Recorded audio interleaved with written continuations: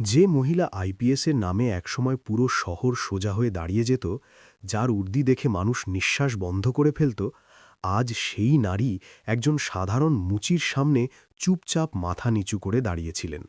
না ছিল কোনো ভয়, না কোনো আদেশ, না কোনো বাধ্যবাধকতা দেখা যাচ্ছিল। প্রশ্ন ছিল একটাই, শেষ পর্যন্ত এমন কি হল যে একজন তালাকপ্রাপ্ত আইপিএস অফিসার নিজের মুচি স্বামীর সামনে নত হয়ে গেলেন? কারণ জানলে আপনিও এক মুহূর্তের জন্য স্তব্ধ হয়ে যাবেন। বন্ধুরা, এটি হরিয়ানা প্রদেশের হিসারের একটি সত্য কাহিনী। হিসারের একটি পুরনো মহল্লায় অদিতি তার মায়ের সঙ্গে থাকতেন। বাড়িটি ছোট ছিল, কিন্তু স্বপ্নগুলো এখনও ছোট ছিল না। অদিতি ছোটবেলা থেকেই পড়াশোনায় মেধাবী ছিলেন। ম্যাট্রিক পরীক্ষায় তিনি খুব ভালো নম্বর পেয়ে পাশ করেন। তার বাবা প্রায়ই বলতেন, আমার মেয়ে পড়াশোনা করবে, বড় কিছু হবে, এই বাড়ির নাম উজ্জ্বল করবে। কিন্তু জীবন কখনো কারো স্বপ্নের পরোয়া করে না। দীর্ঘ অসুস্থতার পর অদিতির বাবা এই পৃথিবী ছেড়ে চলে যান। বাড়ি থেকে শুধু একজন মানুষই যাননি, সাহস, আশ্রয় এবং ভবিষ্যতের দিশা সব কিছুই হারিয়ে গিয়েছিল। বাবার চলে যাওয়ার পর অদিতির পড়াশোনা সেখানেই থেমে গেল। খাতা বই সিন্ধুকে তুলে রাখা হলো। উর্দির স্বপ্ন মনের কোনো এক কোণে চাপা পড়ে গেল। মায়ের চোখে এখন সারাক্ষণ ভয় থাকত। তার মনে হতো, এখন যদি কিছু হয়ে যায় তবে এই মেয়েটির কি হবে? এই ভয়েই তিনি অদিতির বিয়ের কথা দ্রুত শুরু করে দিলেন। সেই সময় করণের নাম সামনে এলো। করণও সেই একই সমাজের ছেলে ছিল, গরিব, কম শিক্ষিত, কিন্তু পরিশ্রমী। করণ অষ্টম শ্রেণীর পর পড়াশোনা ছেড়ে দিয়েছিল। কারণটা সেই একই, যা জীবন প্রায়ই গরিব শিশুদের দিয়ে থাকে। তার বাবা মুচির দোকান থেকে ফেরার পথে এক ট্রাকের ধাক্কায় মারা গিয়েছিলেন। বাড়িতে উপার্জন করার মতো আর কেউ বেঁচে ছিল না। সেই দিনের পর থেকে করণের কাছে বই নয়, মুচির বাক্সটাই তার পৃথিবী হয়ে উঠল। দুই পরিবার দেখা করল, দুজনের দুঃখ একে অপরের সঙ্গে মিলে যাচ্ছিল। বিয়ে ঠিক হয়ে গেল। না ছিল কোনো ভালোবাসা, না ছিল কোনো অপছন্দ। শুধু পরিস্থিতি ছিল, আর পরিস্থিতির সামনে সবাই চুপ ছিল। বিয়েটা খুব সাদামাটাভাবে হল। না ছিল ব্যান্ডবাজনা, না ছিল অনেক অতিথি। অদিতি লাল জোড়া পড়েছিলেন ঠিকই, কিন্তু তার চোখে খুশির চেয়ে এক অজানা ভয় বেশি ছিল। করণও কোনো বড় স্বপ্ন দেখেননি। তিনি শুধু ভেবেছিলেন, এখন থেকে দুটি জীবনের দায়িত্ব তার কাঁধে। বিয়ের শুরুর দিনগুলো নীরবতায় কাটল। অদিতি খুব একটা কথা বলতেন না, করণও বেশি কিছু জিজ্ঞাসা করতেন না। কিন্তু করণ একটা বিষয়ে খেয়াল করছিলেন, অদিতির চোখ দুটো প্রায়ই অন্য কোথাও হারিয়ে যেত। কখনো তিনি পুরনো বইগুলো ছুঁয়ে দেখতেন, কখনো খবরের কাগজে কোনো অফিসারের ছবি দেখে চুপ হয়ে যেতেন। এক রাতে যখন বিদ্যুৎ চলে গিয়েছিল এবং ঘর অন্ধকারে ডুবেছিল, অদিতি হঠাৎ বলে উঠলেন, বাবা বেঁচে থাকলে আজ হয়তো আমি পড়াশোনা করতাম। করণ কিছুক্ষণ চুপ থেকে বললেন, এখন করছো না কেন? অদিতি হাসলেন। সেই হাসিটা ছিল খুব ভারাক্রান্ত। এখন অনেক দেরি হয়ে গেছে, টাকা নেই, আর স্বপ্নেরও একটা বয়স থাকে। করণ সেই রাতে কোনো উত্তর দেননি। পরের দিন থেকে তার জীবন আরও কঠোর পরিশ্রমের হয়ে উঠল। সকালে মুচির দোকান, বিকেলে মজুরির কাজ, কখনো কখনো রিকশা চালানো। অদিতি দেখতেন তার হাতের ফোসকা, তার ক্লান্ত চোখ, কিন্তু কিছু বলতে পারতেন না। এক সন্ধ্যায় করণ হঠাৎ অদিতির সামনে কিছু পুরনো ফর্ম রাখলেন। বললেন, এই দেখো, পড়াশোনা আবার শুরু করতে পারো। অদিতি বিশ্বাস করতে পারছিলেন না। তুমি মজা করছ? করণ খুব নিচু স্বরে বললেন, আমি মুচি হতে পারি, কিন্তু তোমার স্বপ্নের শত্রু নই। সেই মুহূর্তে অদিতির চোখ দিয়ে জল বেরিয়ে এলো, কারণ প্রথমবার কেউ তার স্বপ্নকে আবার জীবিত বলে স্বীকার করেছিল। সেই রাতেই অদিতি সিদ্ধান্ত নিলেন, তিনি আবার পড়বেন। আর করণও মনে মনে এক নীরব প্রতিজ্ঞা করলেন, যদি একে অফিসার হতে হয় তবে আমি সব কষ্ট সহ্য করব। অদিতি আবার পড়াশোনা শুরু করলেন, কিন্তু এটা সেই পড়াশোনা ছিল না যা আগে নতুন বইয়ের খাতার মতো সুবাসিত হতো। এই পড়াশোনায় এখন ক্লান্তি, ভয় আর প্রত্যাশা তিনটিই মিশেছিল।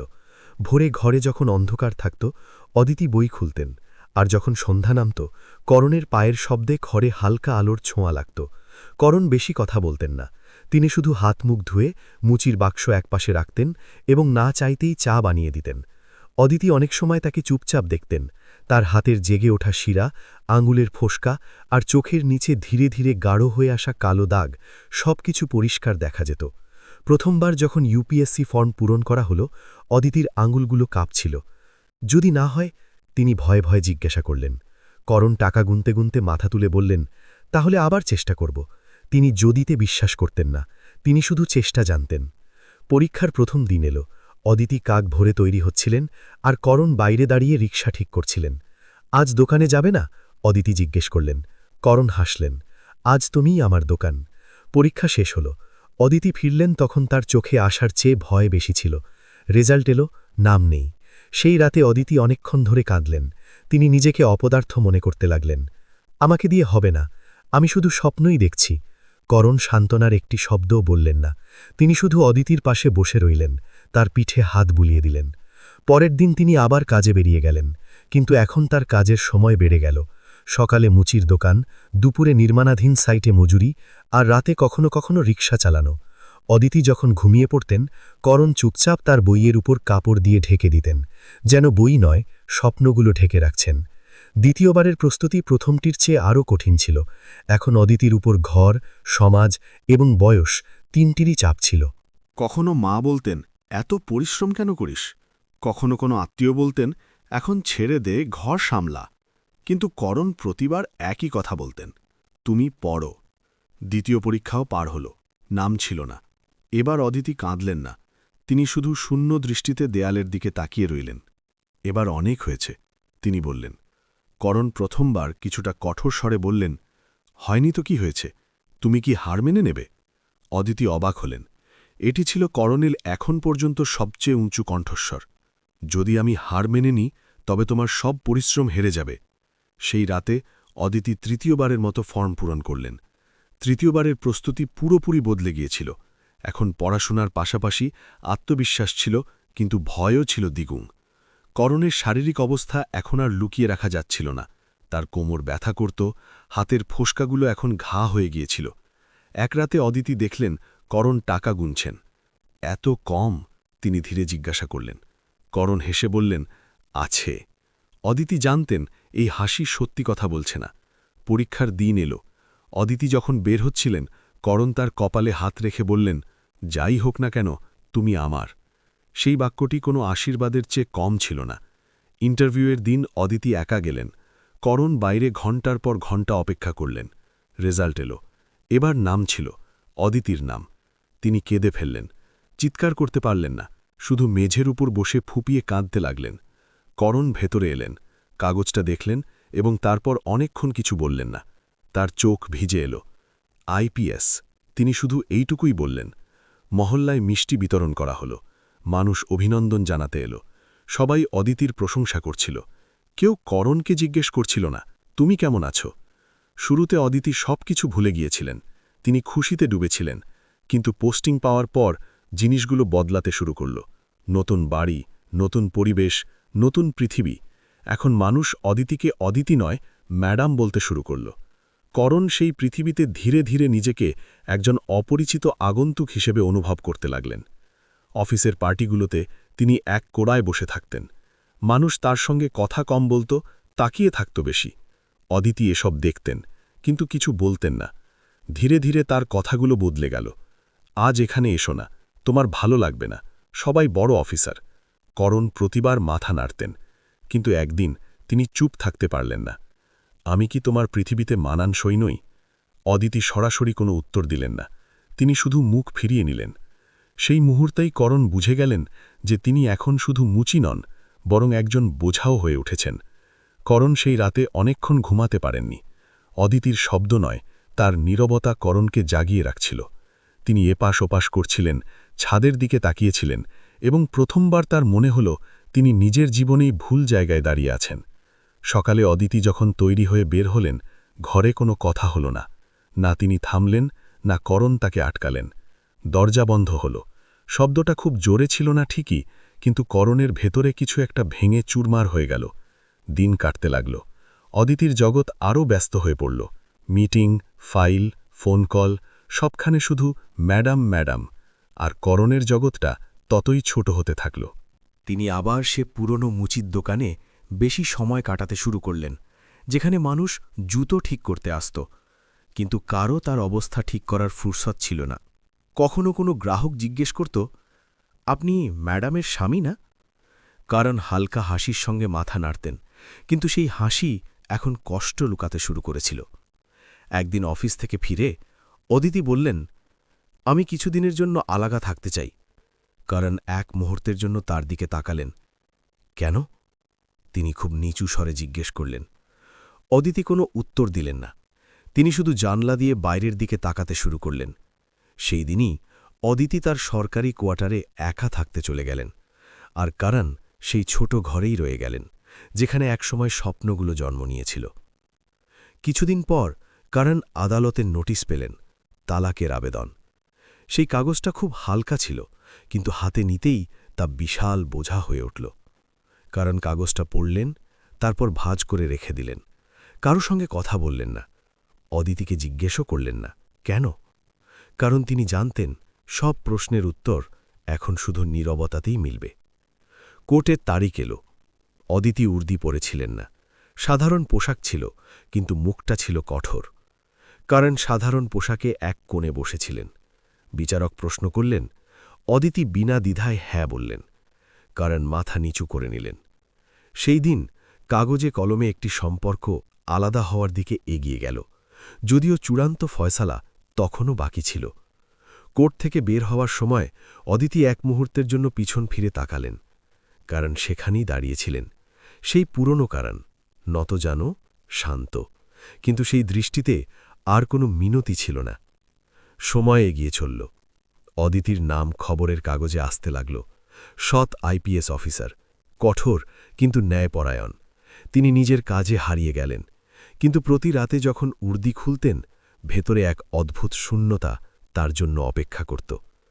এক সকালে অফিসে পৌঁছনো মাত্রই টেবিলে রাখা একটি খবরের কাগজ তার নজরে এলো। প্রথম পাতা একটি খবর ছিল, রিকশাচালক স্বামী স্ত্রীকে আইএএস বানালেন। অদিতি এমনিই কাগজটা হাতে নিলেন, কিন্তু খবরটা যত পড়তে লাগলেন তার আঙুলগুলো কাঁপতে শুরু করল। খবরে লেখা ছিল কিভাবে এক গরিব মানুষ দিন রাত রিকশা চালিয়ে তার স্ত্রীকে পড়িয়েছিলেন, কিভাবে তিনি নিজের স্বপ্ন মাঝপথে ছেড়ে দিয়েছিলেন। আর নিচে সেই আইএএস হওয়া মহিলার বয়ান ছিল, আমার স্বামীর জন্য আমার কোনো লজ্জা নেই, আমি তাকে নিয়ে গর্বিত। আমি যখন বইয়ে ডুবে থাকতাম তখন তিনি রাস্তায় ঘাম ঝরাতেন। তিনি নিজের পড়াশোনা ছেড়ে দিয়েছিলেন, দিনে রিকশা চালাতেন এবং রাতে মজুরি করতেন, যাতে আমার স্বপ্ন কখনো অধরা না থাকে। আমি যখন ক্লান্ত হয়ে হাল ছেড়ে দিতে চাইতাম, তিনি আমার সামনে দাঁড়িয়ে শুধু এইটুকু বলতেন, তুই পড়তে থাক, আমি তোর সঙ্গে আছি। আজ মানুষ আমাকে আইএএস অফিসার বলে, কিন্তু আমি জানি এই চেয়ার পর্যন্ত পৌঁছতে আমার স্বামীর কঠোর পরিশ্রম মিশে আছে। তার ফোসকা পড়া হাত লেগে আছে, তার ঘুম আর তার যৌবন লেগে আছে। আমার কাছে তিনি শুধু স্বামী নন, তিনি আমার শক্তি, আমার বিশ্বাস। আমি তার সঙ্গ কখনো ছাড়ব না। অদিতির গলা শুকিয়ে এলো। খবরের কাগজটা তার হাত থেকে ধীরে ধীরে পিছলে পড়ে নাল। তার চোখের সামনে কারণের মুখটা ভেসে উঠল। সেই কারণ যে রাতভর কাজ করত, সেই কারণ যে প্রতিবার বলতো তুমি পড়ো, সেই কারণ যাকে তিনি ধীরে ধীরে নিজের জগৎ থেকে বের করে দিয়েছিলেন। অদিতির চোখ ভিজে এলো। প্রথমবার তিনি নিজের কাছে মিথ্যা বললেন না। তিনি পরিষ্কার দেখতে পাচ্ছিলেন ভুল কার ছিল। তিনি চেয়ার থেকে উঠলেন, জানলার পাশে গেলেন। বাইরে মানুষ নিজের নিজের জীবনে দৌড়াচ্ছে, আর অদিতির মনে হল তিনি নিজেই জীবনের সবচেয়ে বড় দৌড়টা ভুল দিকে দৌড়াচ্ছেন। সেই সন্ধ্যায় অদিতি অনেকক্ষণ তার কোয়ার্টারে বসে রইলেন। তিনি করণকে ফোন করার চেষ্টা করলেন, কিন্তু আঙুল ডায়াল বাটনে গিয়ে থেমে গেল। যদিও কথা না বলে, যদিও ক্ষমা না করে, ভয়ে প্রথমবার তার মনের গভীরে এত তীব্রভাবে প্রবেশ করল। সারা রাত ঘুম এল না। সকালে তিনি এক সিদ্ধান্ত নিলেন, এই ক্ষমা ফোনে চাওয়া হবে না, এই ক্ষমা কাগজে লেখা হবে না, এই ক্ষমা চোখে চোখ রেখে চাওয়া হবে না। তিনি নিজের সরকারি গাড়ি আনালেন, তাতে টিম ছিল। ড্রাইভার জিজ্ঞেস করল, ম্যাডাম কোথায় যেতে হবে? অদিতি এক মুহূর্তের জন্য চোখ বন্ধ করলেন এবং তারপর খুব নিচু স্বরে বললেন, যেখানে করণ কাজ করে। গাড়ি এগিয়ে চলল। অদিতির হৃৎস্পন্দন বাড়তে শুরু করল। অদিতি জানতেন না সামনে কি হতে চলেছে। গাড়ি ধীরে ধীরে সেই রাস্তায় মোড় নিল, যেখানে খুব একটা শোরগোল ছিল না, কিন্তু জীবনের আসল শব্দগুলো ছিল। কিছুক্ষণ পর ড্রাইভার গাড়ি ধীর করে এক জায়গায় থামিয়ে দিল। ম্যাডাম, সম্ভবত আমরা সেখানে পৌঁছে গেছি যেখানে আপনি আসতে চেয়েছিলেন, ড্রাইভার সম্মান প্রদর্শন করে বলল। অদিতি জানলা দিয়ে বাইরে তাকালেন। সেই একই জায়গা, সেই পুরনো রাস্তা, আর রাস্তার ধারে একটি ছেঁড়া ত্রিপলের নিচে ঝুঁকে থাকা এক ব্যক্তি জুতো সেলাই করছেন। সেই ব্যক্তিটি ছিলেন করণ। সরকারি গাড়ি থামতেই মানুষের দৃষ্টি সেদিকে গেল। খাকি উর্দি, সরকারি নম্বর প্লেট আর সাথে কিছু কর্মকর্তা। পুরো মহল্লা থমকে গেল। অদিতি দরজা খুললেন। তার বুক দুরুদুরু করছিল। এটি সেই একই হৃদয় ছিল যা একসময় বলতো, তুমি আমার পৃথিবীতে মানানসই নাও, আর আজ সেই জগতেই নিজেকে সবচেয়ে ছোট মনে করছিল। করণ মাথা তুললেন। প্রথমে তিনি গাড়ি দেখলেন, তারপর উর্দি পরা লোকজনকে, আর শেষে অদিতিকে। এক মুহূর্তের জন্য তার সুই চালানো বন্ধ হয়ে গেল। তার চোখে না ছিল রাগ, না ছিল আনন্দ, শুধু বিস্ময় আর এক ক্লান্ত শান্তি। ম্যাডাম। তিনি উঠে দাঁড়াতে চাইলেন। অদিতির বুকটা ওই একটা শব্দেই ফেটে যাচ্ছিল, ম্যাডাম। তিনি এগিয়ে গেলেন। ভিড় জমে গিয়েছিল। কেউ ফিসফিস করে বলছিল, আইপিএস অফিসার এসেছে। কেউ বলছিল, মুচির কাছে কেন এলো? অদিতি প্রতিটি আওয়াজ শুনছিলেন, কিন্তু উত্তর দিচ্ছিলেন শুধু নিজের মনকে। তিনি করণের সামনে গিয়ে দাঁড়ালেন। করণ দৃষ্টি নিচু করলেন। আপনি এখানে? তিনি বাক্যটি শেষ করতে পারলেন না। অদিতির ঠোঁট কাঁপতে লাগল। তার ভেতরে বছরের পর বছর জমে থাকা অহংকারের স্তরগুলো এক একে ভেঙে পড়ছিল। তিনি হঠাৎ নত হলেন। না ধীরে, না লোক দেখানো, তিনি সত্যিই করণের পায়ের কাছে নত হয়ে গেলেন। ভিড়ের মধ্যে এক নিস্তব্ধতা নেমে এলো। সরকারি অফিসারদের মুখ শক্ত হয়ে গেল। করণ ঘাবড়ে গেলেন। না, এ কি করছেন আপনি? তিনি পিছিয়ে যেতে চাইলেন। কিন্তু অদিতি কাঁদছিলেন, নিঃশব্দে ফুপিয়ে ফুপিয়ে। আমাকে ক্ষমা করে দাও করণ, আমি অনেক দেরিতে বুঝেছি, অনেক দেরিতে। করণ তার কাঁধ ধরলেন। উঠুন, মানুষ দেখছে, তিনি বললেন। মানুষই তো আমাকে তোমার থেকে দূরে সরিয়ে দিয়েছিল। অদিতি ভেঙে পড়লেন। মানুষের নজরের ভয়ে আমি নিজের স্বামীকে নিজের চেয়ে ছোট মনে করেছিলাম। করণ মুখ ফিরিয়ে নিলেন। এখন অনেক দেরি হয়ে গেছে, তিনি শান্ত স্বরে বললেন। আপনি বড় অফিসার, আপনার জগৎ আলাদা। অদিতি মাথা নাড়লেন। না, আমার জগৎ এটাই ছিল এবং এটাই আছে। তিনি চারদিকে তাকালেন। এই জায়গা, এই রোদ, এই পরিশ্রম, এটাই আমার শিকড়। ভিড়ের মধ্যে থেকে এক বৃদ্ধা নারী ধীরে ধীরে এগিয়ে এলেন। সাদা শাড়ি, ঝুঁকে পড়া কোমর আর চোখে জীবনের অভিজ্ঞতা। বাবা, তিনি করণকে বললেন, স্ত্রী যদি নত হয় তবে বুঝে নিবি সে ভেঙে পড়েনি, সে আবার জুড়তে চায়। করণের চোখ ভিজে এলো। আমি ওকে আটকাইনি মা, তিনি বললেন। আমি কখনো ওর স্বপ্নকে ছোট মনে করিনি। অদিতি তার হাত ধরলেন। আর আমি তোমার ত্যাগকে দুর্বলতা মনে করেছিলাম। তার কণ্ঠস্বর এখন পরিষ্কার। আমি ভেবেছিলাম পৃথিবী হাসবে, কিন্তু আজ বুঝলাম পৃথিবী তখনই হাসে যখন মানুষ নিজের কাছে হেরে যায়। করণ হাত ছাড়ানোর চেষ্টা করলেন। এখন সব শেষ হয়ে গেছে, তিনি বললেন। আদালতে আবেদন জমা আছে। অদিতি অশ্রু সজল চোখে বললেন, ফয়সালা হয়নি এখনো করণ। এখনো সম্পর্কটা বেঁচে আছে, শুধু শ্বাসপ্রশ্বাসটুকু দুর্বল। ভিড়ের মধ্যে কেউ একজন বলল, ঠিকই বলছে। অন্য কেউ মাথা নাড়ল। করণ তার দোকানের দিকে তাকালেন। সেই একই বাক্স, একই সরঞ্জাম, সেই একই জীবন। যদি তুমি আবার ভয় পাও, তিনি জিজ্ঞেস করলেন। অদিতি বিনা দ্বিধায় উত্তর দিলেন, তাহলে এবার আমি নিজেকে ছেড়ে দেব, তোমাকে নয়। করণের চোখ দিয়ে জল গড়িয়ে পড়ল। তিনি ধীরে ধীরে অদিতিকে টেনে তুললেন। প্রথমবার তিনি তাকে সমানভাবে দেখলেন। না অফিসার, না মুচি, শুধু স্ত্রী। সরকারি গাড়ি এখন পিছনে দাঁড়িয়েছিল। উর্দিটা এখন আর ভারী মনে হচ্ছিল না। অদিতি ধীরে বললেন, তুমি যদি বলো তবে আমি উর্দি খুলে এখানে বসতে পারি। করণ হালকা হাসলেন। না, তিনি বললেন, তুমি যেখানে আছো সেখানেই থাকো, শুধু আমার সাথে। বাতাসে এক অদ্ভুত শান্তি ছিল, যেন কোনো এক দীর্ঘ লড়াই নিঃশব্দে জিতে নেওয়া হয়েছে। কিন্তু অদিতি আর করণের মধ্যে সেই দিন কোনো বড় ঘোষণা হয়নি। না মিডিয়া, না ক্যামেরা, না তালি। শুধু দুটি ক্লান্ত আত্মা ছিল, যারা অনেকক্ষণ পর আবার একে অপরের সামনে সত্যের সাথে দাঁড়িয়েছিল। সরকারি গাড়ি চলে গেল, অফিসাররাও ফিরে গেলেন, ভিড়ও পাতলা হয়ে গেল। কিন্তু সেই রাস্তায় এক নতুন শুরুর নীরব জন্ম হয়ে গিয়েছিল।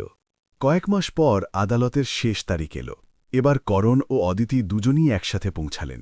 না ছিল কোনো অস্থিরতা, না ছিল কোনো দূরত্ব। বিচারক জিজ্ঞেস করলেন, আপনারা কি তালাক চান? অদিতি করণের দিকে তাকালেন। করণ খুব শান্তভাবে বললেন, না। অদিতির চোখ ভিজে এলো। আমরা আরও একটি সুযোগ চাই, তিনি বললেন। তালাকের আবেদন তুলে নেওয়া হল। সেই দিন অদিতি অনুভব করলেন, আজ তিনি কোনো মামলা নয়, বরং নিজের অহংকারের বিরুদ্ধে জিতে ফিরছেন। সময় বদলেছে, জীবনও ধীরে ধীরে নতুন দিকে মোড় নিয়েছে। করণ এখনও জুতো তৈরি করেন, কিন্তু এখন আর রাস্তার ধারে বসে নয়। বছরের পর বছর কঠোর পরিশ্রম, সততা আর ধৈর্য দিয়ে তিনি একটি ছোট জুতো তৈরির কারখানা শুরু করেছেন। কারখানার গেটে স্পষ্ট অক্ষরে লেখা আছে করণ ফুটওয়্যার ইন্ডাস্ট্রিজ। সেই কারখানার এক কোণে একটি পুরনো জিনিস আজও রাখা আছে, তার প্রথম মুচির বাক্সটি। করণ সেটি সরাননি, কারণ তিনি জানেন যে ব্যক্তি নিজের শুরুটাকে ভুলে যায় না সে কখনো অহংকারী হয় না। আজ সেই কারখানায় ডজনখানেক মানুষ কাজ করে, কারো রুটিরুজি চলে, কারো বাচ্চাদের পড়াশোনা হয়, কারো ঘরের উনুন জ্বলে। করণ আজও প্রতি সকালে কারখানার মেঝে ঝাড়ু দেওয়ার আগে নিজে নত হয়ে মেশিনগুলোকে দেখেন। তিনি জানেন এই পরিশ্রমই তাকে এই পর্যন্ত নিয়ে এসেছে। অদিতি আজও আইপিএস অফিসার, কিন্তু এখন যদি কেউ জিজ্ঞেস করে আপনার স্বামী কি করেন, তবে তিনি একেবারেই দ্বিধা না করে বলেন, আমার স্বামী একসময় মুচি ছিলেন, আজ জুতোর কারখানা চালান, আর তিনি আমার সবচেয়ে বড় শক্তি। করণ যখন এটি শোনেন তখন তার চোখ ভিজে আসে। এক সন্ধ্যায় কারখানা বন্ধ করে দুজনে ছাদে বসেছিলেন। বাতাস বইছিল, দূরে কারখানার আলোগুলো মিটমিট করছিল। অদিতি ধীরে বললেন, তুমি যদি সেই দিন আমার স্বপ্নের সামনে নিজের পরিস্থিতিকে না দাঁড় করাতে, তবে হয়তো আমি আজ এখানে থাকতাম না। করণ হাসলেন, আর তুমি যদি সেই দিন নিজের ভুল মেনে নেওয়ার সাহস না দেখাতে, তবে হয়তো আমিও আজও একাই থাকতাম। দুজনেই চুপ হয়ে গেলেন, কিন্তু এই নীরবতা এখন আর ভারী ছিল না। এটি ছিল সম্মানের নীরবতা, ভালোবাসার নীরবতা, এবং সেই সম্পর্কের নীরবতা যা একবার ভেঙে গিয়ে এখন আরও মজবুত হয়েছে। বন্ধুরা, এই কাহিনী আমাদের শিক্ষা দেয় যে কোনো কাজই ছোট নয়, উদ্দেশ্য ছোট হয়। যে আপনার স্বপ্নের জন্য নিজের হাত ফোসকায় ভরিয়ে দেয়, সেই প্রকৃত জীবনসঙ্গী। আর নিজের ভুল মেনে নেওয়া দুর্বলতা নয়, বরং সবচেয়ে বড় শক্তি। আপনার জীবনেও কি এমন কোনো মানুষ আছে যিনি আপনার জন্য নিজের স্বপ্নের দাম চুকিয়েছেন? আপনি কি তাকে নিয়ে গর্ব করবেন, নাকি সমাজের ভয়ে পিছিয়ে যাবেন? কমেন্টে অবশ্যই লিখুন আপনি কি বেছে নিতেন। এই কাহিনী যদি আপনার হৃদয় ছুঁয়ে যায়, তবে এটি লাইক এবং শেয়ার অবশ্যই করবেন। আর এমন সত্য ও আবেগপূর্ণ জীবনমুখী কাহিনীর জন্য আমাদের চ্যানেল দ্য স্টোরি টেলার বিডিকে সাবস্ক্রাইব করতে ভুলবেন না। আপনি কোন শহর বা গ্রাম থেকে এই কাহিনী দেখছেন তা কমেন্টে জানাবেন। দেখা হবে পরবর্তী কাহিনীতে। ততক্ষণ সম্পর্কের মূল্য বুঝুন, স্বামী স্ত্রীর কদর করুন এবং প্রিয়জনদের সুখে রাখুন। জয় হিন্দ, জয় ভারত।